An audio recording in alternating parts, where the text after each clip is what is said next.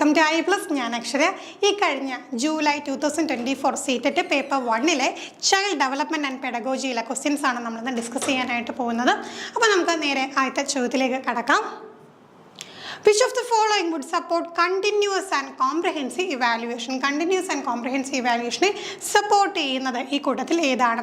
Best works portfolio, growth and learning progress portfolio, standardised achievement test, standardised intelligence test. അപ്പോൾ നോക്കിക്കും, continuous and comprehensive evaluation എന്ന് പറയുമ്പോൾ നമുക്കറിയാമല്ലേ, വളരെ important ആയിട്ട് നമ്മൾ പഠിക്കുന്ന മേഖലയാണ്.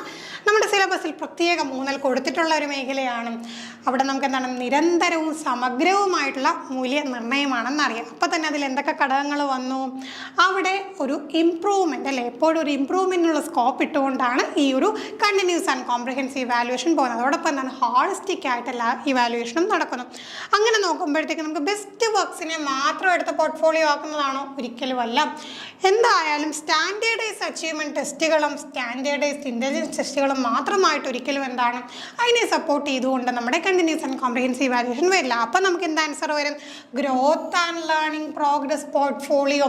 ഓരോ കാര്യങ്ങളും ഇങ്ങനെ നമ്മൾ കറക്റ്റായിട്ട് വാല്യൂ ചെയ്ത് മാർക്ക് ചെയ്ത് പോകുമ്പോൾ അവിടെ ഗ്രോത്ത് ആൻഡ് ലേണിംഗ് പ്രോഗ്രസ് തീർച്ചയായിട്ടും വരും. അപ്പോൾ അതിൻ്റെ കളക്ട് ചെയ്ത് വെക്കുമ്പോൾ അതിനെ നമുക്ക് എന്ത് പറയാം? ഗ്രോത്ത് ആൻഡ് പ്രോഗ്രസ് പോർട്ട്ഫോളിയോ എന്ന് പറയാം.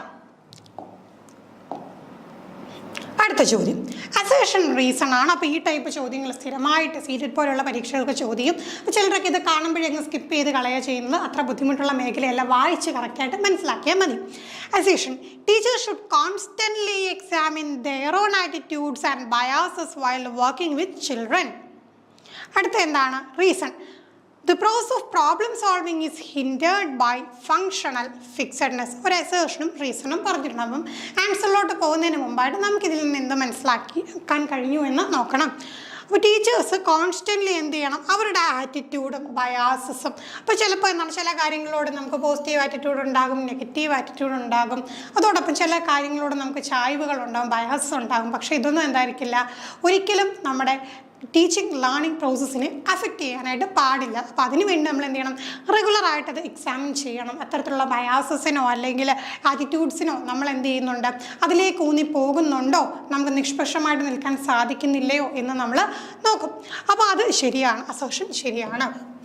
ഓക്കെ, അത് ശരിയായിട്ടുള്ളൊരു പോയിന്റ് തന്നെയാണ്. ഈ റീസണിൻ്റെ കാര്യം നോക്കാം. Process of problem solving, problem solve ചെയ്യാനുള്ള പ്രോസസ്സിനെ ഫങ്ഷണൽ ഫിക്സഡ്നെസ് എന്ന് പറഞ്ഞു കഴിഞ്ഞാൽ ഒരു കാര്യം ഇങ്ങനെയാണ്, അതിൽ തന്നെ നമ്മളങ്ങ് ഉറച്ചു നിൽക്കും. അപ്പോൾ ആ ട്രഡീഷണൽ നോഷനിൽ നിന്ന് നമ്മൾ മാറില്ല. അങ്ങനെ നിന്ന് കഴിഞ്ഞാൽ പ്രോബ്ലം സോൾവിങ് ഹിൻഡേർഡ് ആവും, തടസ്സപ്പെടും എന്ന് പറഞ്ഞും ശരിയാണല്ലേ. നമുക്ക് കുറച്ച് ഫ്ലെക്സിബിൾ ആയേ പറ്റും. പ്രത്യേകിച്ച് എന്താണ്, ടീച്ചിങ് ലേണിംഗ് പ്രോസസ്സിൽ നമ്മൾ ഫ്ലെക്സിബിലിറ്റി വളരെയധികം അത്യാവശ്യമായിട്ടുള്ള കാര്യമാണ്. അപ്പോൾ പ്രോബ്ലം സോൾവ് ചെയ്യുമ്പോഴത്തേക്കും ഈ ഒരു മെത്തേഡിലൂടെ ചെയ്യൂ എന്ന് പറഞ്ഞ് നമുക്ക് നിൽക്കാനായിട്ട് സാധിക്കില്ല. അസേഷനും ശരിയാണ്, റീസണും ശരിയാണ്. പക്ഷേ ഇവ തമ്മിൽ കണക്ഷൻ എന്തെങ്കിലും ഉണ്ടോ? കണക്ഷനൊന്നും തന്നെ കാണുന്നില്ല. ഇനി നമുക്ക് ഓപ്ഷൻസ് നോക്കാം. Both A and R are true and R is a correct explanation of A. Both A and R are true but R is not the correct explanation of A.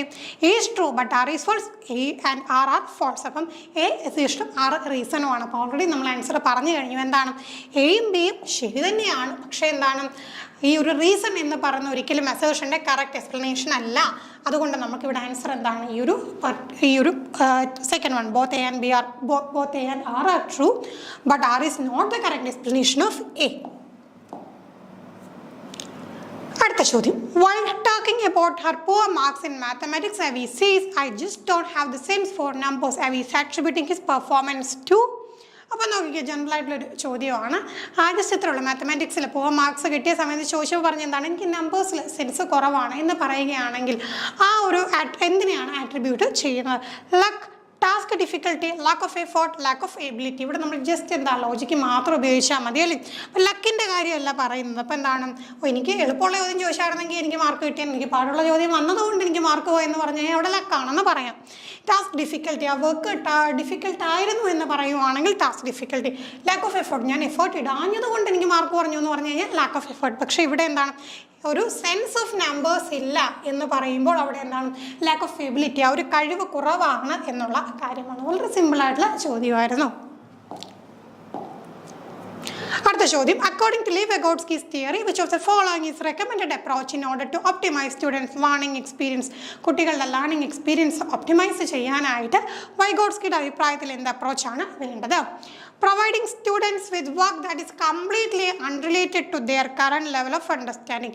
അവരുടെ കറണ്ട് level ഓഫ് അണ്ടർസ്റ്റാൻഡിങ്ങോട് ഒരു ബന്ധവുമില്ലാത്ത work കൊടുക്കുക. Providing students with work that is just beyond their current level of understanding with appropriate support and guidance. ഇപ്പോൾ അവരുടെ കറണ്ട് ലെവൽ ഓഫ് അണ്ടർസ്റ്റാൻഡിങ് എന്താണ്, അതിനേക്കായി ഒരു പടി മുകളിലുള്ളത് കൊടുക്കുക. അതോടൊപ്പം എന്ത് പ്രൊവൈഡ് ചെയ്യുക? സപ്പോർട്ട് ആൻഡ് ഗൈഡൻസ് പ്രൊവൈഡ് ചെയ്യുക.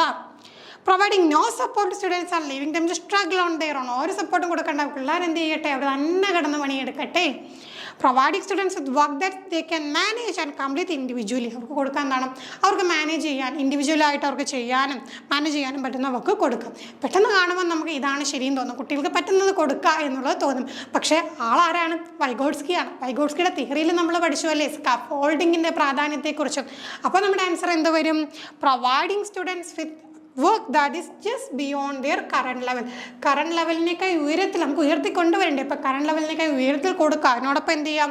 അപ്രോപ്രിയേറ്റ് ആയിട്ടുള്ള സപ്പോർട്ട് ആൻഡ് ഗൈഡൻസ് കൊടുക്കുക. അവിടെയാണല്ലേ സ്കഫോൾഡിങ്, കൈത്താങ്ങ് കൊടുക്കുന്ന കാര്യം വരുന്നത്. അപ്പം ഇപ്പോഴുള്ള ഒരു ലെവലും അടുത്ത ഒരു ലെവലും തമ്മിലുള്ള ഡിഫറൻസ് ഒക്കെ പറഞ്ഞുകൊണ്ട് സോൺ പ്രോക്സിമൽ ഡെവലപ്മെൻറ്റ് എന്നുള്ള തിയറിയൊക്കെ നമ്മൾ പഠിച്ചിട്ടുള്ളതാണ്. അതിനെ അടിസ്ഥാനപ്പെടുത്തി നോക്കുമ്പോൾ നമുക്ക് കറക്റ്റ് ആൻസർ എന്താണ്? ഈ ഒരു കറണ്ട് ലെവലിനേക്കായി ബിയോണ്ട് ആയിട്ട് കൊടുക്കുക. അതോടൊപ്പം എന്ത് ചെയ്യുക? സപ്പോർട്ടും ഗൈഡൻസും പ്രൊവൈഡ് ചെയ്യുക എന്നതാണ് കറക്റ്റ് ആൻസർ. അടുത്ത ചോദ്യം, which of the following statement best describe the role of the teacher in progressive education? പുതിയ പ്രോഗ്രസീവ് എഡ്യൂക്കേഷനിലെ ടീച്ചറിൻ്റെ റോൾ എന്താണ്? The teacher is a primary source of knowledge. The teacher serves as facilitator. The teacher implements the prescribed curriculum as it is. The teacher leaves the children on their own to work independently. അപ്പം നോക്കിക്കേ, നമുക്ക് ആദ്യം തന്നെ ഏത് point cut ചെയ്യും? Teacher is a primary source of knowledge. ഒരിക്കലും അല്ലല്ലേ, ആ ഒരു രീതിയൊക്കെ മാറിക്കഴിഞ്ഞു. ഇപ്പം നമ്മൾ സ്റ്റുഡൻറ് സെൻട്രിക് അപ്രോച്ചാണ്, പെഡഗോജിക് അപ്രോച്ചാണ്, ലേണർ സെൻട്രിക്കാണ്. ടീച്ചർ ഫെസിലിറ്റേറ്റർ ആണ്, ഗൈഡാണ്, മെൻറ്ററാണ്, സ്കഫോൾഡറാണ്. അവിടെ തന്നെ ഉത്തരം വന്നു കഴിഞ്ഞു അല്ലേ? Teacher serves as a facilitator. അല്ലാതെയുള്ള കരിക്കുലം അത് അതുപോലെ അങ്ങോട്ട് പറഞ്ഞു കൊടുക്കുന്ന ആളല്ല ടീച്ചർ. ടീച്ചർ കുട്ടികൾക്ക് ഒരു ഹെൽപ്പും പ്രൊവൈഡ് ചെയ്യാതെ അവർ തന്നെ പോയി വർക്ക് ചെയ്യട്ടെ എന്ന് പറയുന്ന വ്യക്തിയുമല്ല. ടീച്ചർ എപ്പോഴും എന്താണ്? Teacher serve as a facilitator എന്നാണ് നമ്മുടെ പ്രോഗ്രസീവ് എഡ്യൂക്കേഷനിൽ ടീച്ചറിൻ്റെ റോള് വരുന്നത്. അടുത്ത ചോദ്യം, Howard Gardner's concept of intelligence implicates that. Howard ഗാർഡനറിൻ്റെ തിയറി നമുക്കറിയാം, തിയറി ഓഫ് മൾട്ടിപ്പിൾ ഇൻ്റലിജൻസ് ആണ്. അതെന്തിനാണ് പ്രാധാന്യം കൊടുക്കുന്നത്? Every one process and understand the world in the same way. Human beings differ in their abilities in different domains. Intelligence has only one dimension. Intelligence is only about practical learning.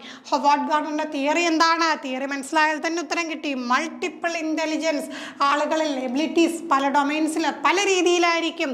Human beings differ in their abilities in different domains ആണ് Howard ഗാർഡനറിൻ്റെ concept of intelligence പറയുന്നത്. അടുത്ത, which of the following sequence of representation of concept is in accordance with children's gradual development of cognitive ability? Cognitive ability develop ചെയ്യുന്നതനുസരിച്ചുകൊണ്ട് കുട്ടികളുടെ ആ ഒരു sequence of representation of concept, ഒരു കൺസെപ്റ്റിനെ എങ്ങനെയാണ് sequence of representation നമുക്ക് എന്ത് ബേസ് ചെയ്തിട്ടാണ് ആ ഒരു കോഗ്നേറ്റീവ് ഡെവലപ്മെൻറ്റ് നടക്കുന്ന വഴിയിൽ എങ്ങനെയാണെന്നാണ് നോക്കുന്നത്. ഗ്രാജുവൽ ഡെവലപ്മെൻറ്റ് നടക്കുന്ന വഴിയിൽ action based, image based, simple based, image based, simple based, action based, simple based, action based, image based, simple based, image based, action based. അപ്പം നമുക്ക് എങ്ങനെയാണ് വരിക? ചെറിയ കുട്ടികളെ നോക്കിയാൽ മതി, അവർ ആദ്യം എന്തായിരിക്കും? ആക്ഷൻസ് ആയിരിക്കും അല്ലേ? പിന്നെ പതുക്കെ അവർ ഇമേജുകൾ ഓർത്ത് വെക്കാൻ തുടങ്ങും. പിന്നെ എന്ത് ചെയ്യും? ഈ നമ്പേഴ്സും ആൽഫബറ്റ്സും ഒക്കെ പഠിക്കുന്ന സമയത്ത് ഒരു സിമ്പിൾ ബേസിലോട്ട് പോകും. അങ്ങനെ വരുമ്പോഴത്തേക്ക് എന്താ answer? Action based, image based, simple based ആണ് നമുക്കിവിടെ വരുന്നത്.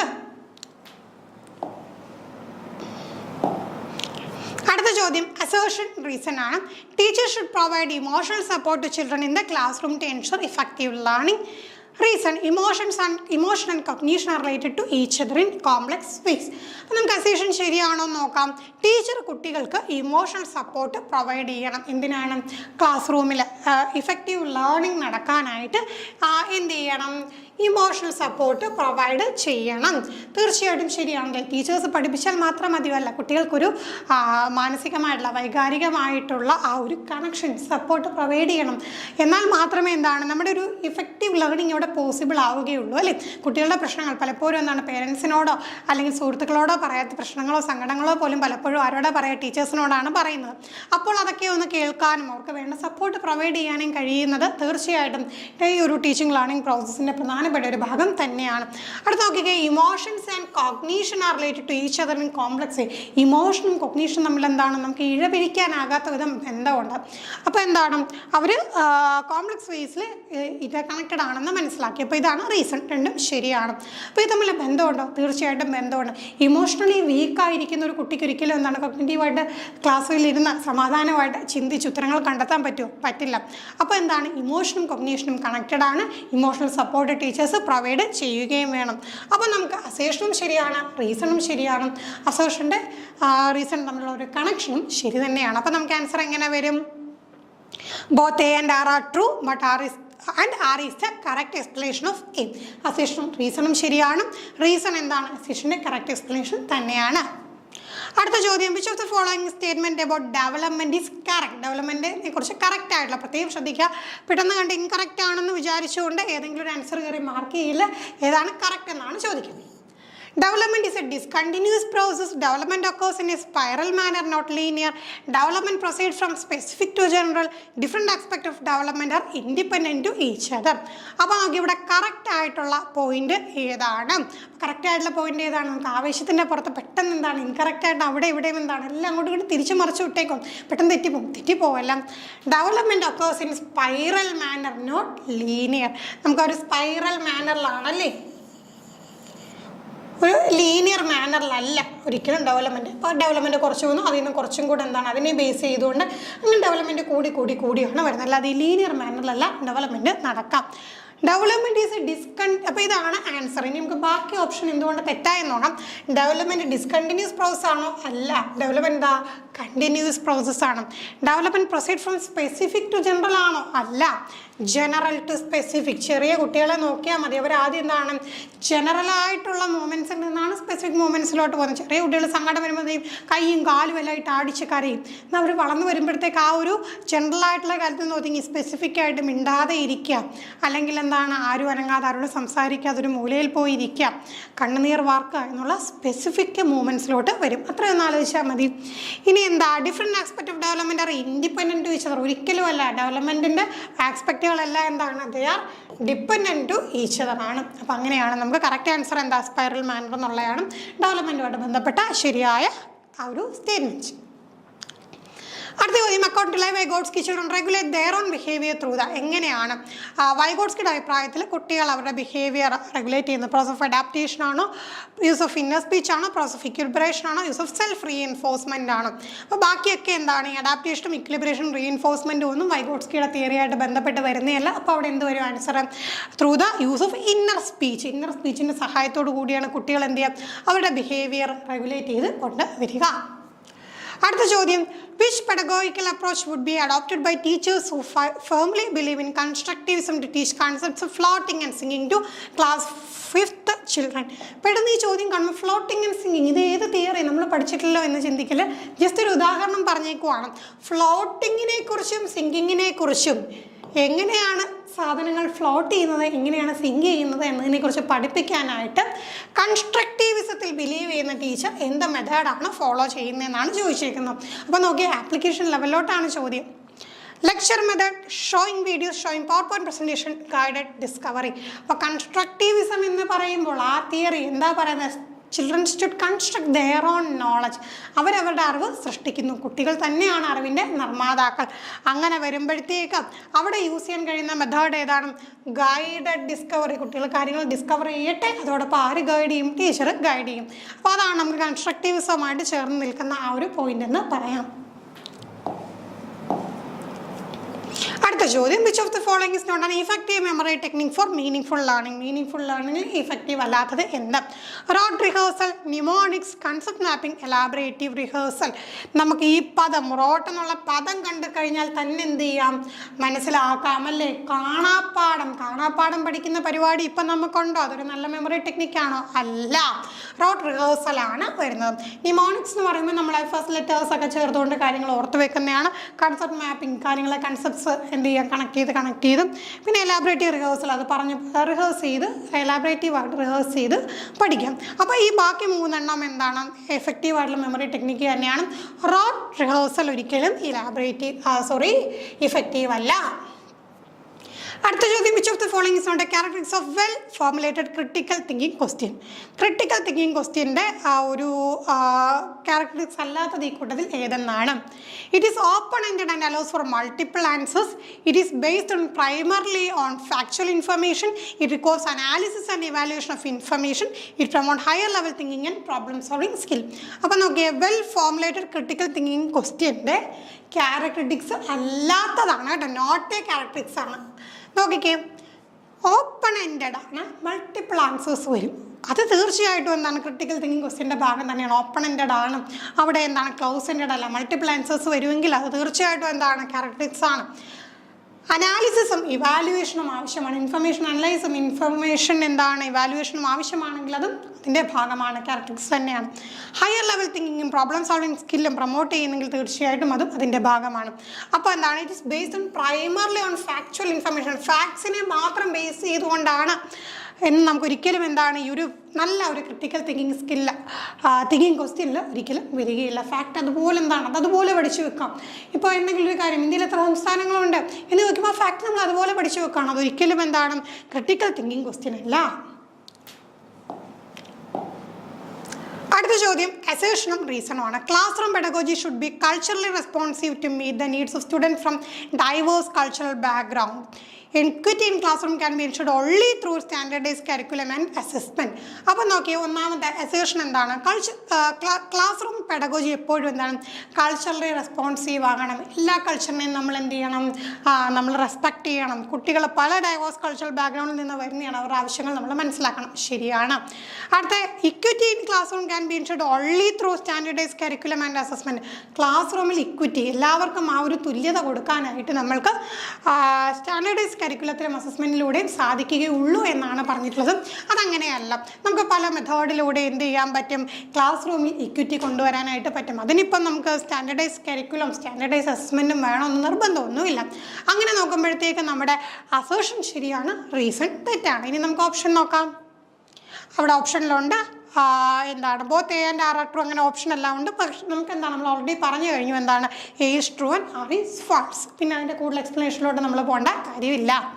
നമുക്ക് ഫൈനൽ ക്വസ്റ്റ്യനിലേക്ക് വരാം. Jagriti has learn that her dog Rusty is a golden retriever. When she sees another dog that looks similar to Rusty but is a different breed, she calls it a dog too. According to Jean Piaget's theory of cognitive development, which concept does this demonstrate? നോക്കി, പിയാഷയുടെ തിയറിയൊക്കെ നമ്മൾ പഠിച്ചു, എന്തൊക്കെയാണ് ഓരോ സ്റ്റേജിലും വരുന്നതെന്നൊക്കെ നമ്മൾ പഠിച്ചു. Practical ലെവലിൽ, application ലെവലിൽ ഇങ്ങനെയാണ് ചോദ്യം വരിക. അപ്പോൾ നമുക്ക് കൺസെപ്റ്റ് നല്ലപോലെ അറിയാമെങ്കിൽ മാത്രമേ ഇതിൻ്റെ ഉത്തരത്തിലോട്ട് എത്താനായിട്ട് സാധിക്കുള്ളൂ. സംഗതി ഇത്രയേ ഉള്ളൂ. ജാഗൃതി എന്ന് പറഞ്ഞ കുട്ടിക്ക് എന്താണ്, റസ്റ്റി എന്ന പേരുള്ള ഒരു ഡോഗ് ഉണ്ട്, അത് ഗോൾഡൻ റിട്രീവർ ആണ്. മറ്റൊരു ഡോഗിനെ കണ്ടപ്പോൾ അത് ഗോൾഡൻ റിട്രീവർ അല്ല എന്ന് മനസ്സിലായി, പക്ഷേ എന്താണ് ഡോഗ് ആണെന്ന് മനസ്സിലായതുകൊണ്ട് ഡോഗ് വിളിച്ചു. അതുകൊണ്ട് അപ്പോൾ അവിടെ ഈ ഒരു പെർട്ടിക്കുലർ കൺസെപ്റ്റ് ഈ കുട്ടിയുടെ കോഗ്നിറ്റീവ് ഡെവലപ്മെൻറ്റ് ഏത് എക്സ്പെക്റ്റാണ് വെളിപ്പെടുത്തുന്നത്? Egocentrism, conservation, object permanence, assimilation. Egocentrism ആണോ? ഈഗോസെൻട്രിസം എന്ന് പറയുമ്പോഴത്തേക്ക് നമുക്കറിയാമല്ലേ, കുട്ടിക്കെല്ലാം എന്താണ് കുട്ടിയിലേക്ക് ഒതുങ്ങിക്കൊണ്ട് എല്ലാം കുട്ടിക്കാണ് പ്രാധാന്യം. ആ സ്വയം എന്ത് ചെയ്യുന്നു, കൂടുതൽ പ്രാധാന്യം കൊടുക്കും. സ്വയം കേന്ദ്രീകൃത ചിന്തയാണ് കുട്ടിയിൽ പ്രകടമായിട്ട് നിൽക്കുന്നത്. അപ്പോൾ ഒരിക്കലും അതല്ലല്ലോ. അടുത്ത ഒബ്ജക്റ്റ് പെർമനൻസ് എന്ന് പറയുമ്പോൾ ഒരു വസ്തു നമ്മുടെ മുമ്പിൽ ഇല്ലെങ്കിൽ പോലും ആ വസ്തു എക്സിസ്റ്റ് ചെയ്യുന്നു എന്ന് മനസ്സിലാക്കുന്നതാണ്.